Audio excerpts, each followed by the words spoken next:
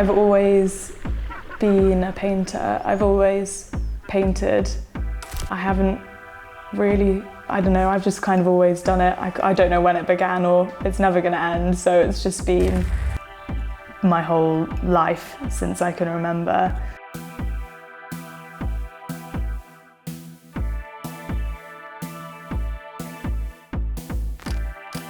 My name's Cosima Ross and I'm a painter and a model and a life model, and I paint about my experience as a woman.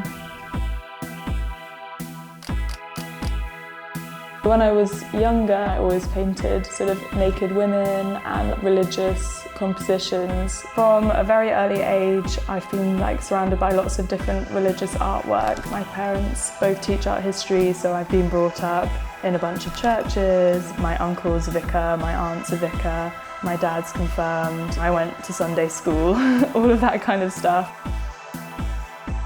When I was really young, I wanted to be an inventor. And then I kind of worked out I was not actually inventing anything. I was just kind of organising stones together and being it's a moon bath. I kind of haven't been that good at very many other things other than art. So I was well, I'm going to be miserable doing anything else. Then I was cool, well, I'll just paint, I'll be an artist.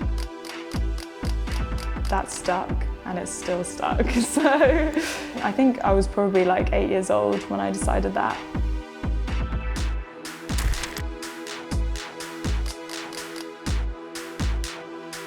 When I have creative block and I'm not finding a lot of inspiration from everyday life or my own experiences, I really struggle with my identity. I feel when I lose sight of what I'm interested in and what's inspiring me, I lose sight of myself.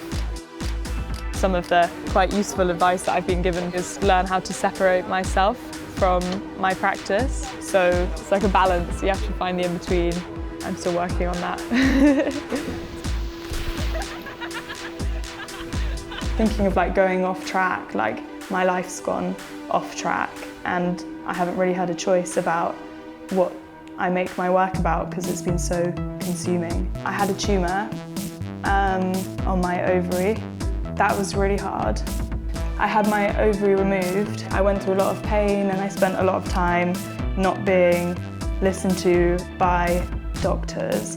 The work in this exhibition and everything that I'm making right now is just about exploring my identity with my tumour and having one ovary, and what I think about womanhood and what I've been socialised to believe about myself. I never thought, and I still don't think, that being a woman is having a womb or having ovaries or having a period or childbearing. You don't need any of those things to identify as a woman. My identity is so tied in with being an artist. It's a difficult thing to navigate because obviously not always that healthy. Although I also find that it's a great strength. My work wouldn't be as impactful or as personal or honest if I wasn't so tied in with what I do. When I'm modelling, it's a completely different experience because although I'm my own subject quite often in my work, when I'm modelling I'm someone else's subject and I've got to take someone else's direction. And I quite enjoy surrendering some of my own creativity to give space for someone else's ideas. It's very inspirational in both senses to see what other people create out of you as well as what you are creating from yourself. It's really nice to kind of relinquish that control. It can often steer my own work or my own perception of myself in a different way when it comes to what I paint. It all kind of ties into each other in a way because it's all kind of about self-perception. I actually wanted to be a pilot for a bit. Weirdly enough.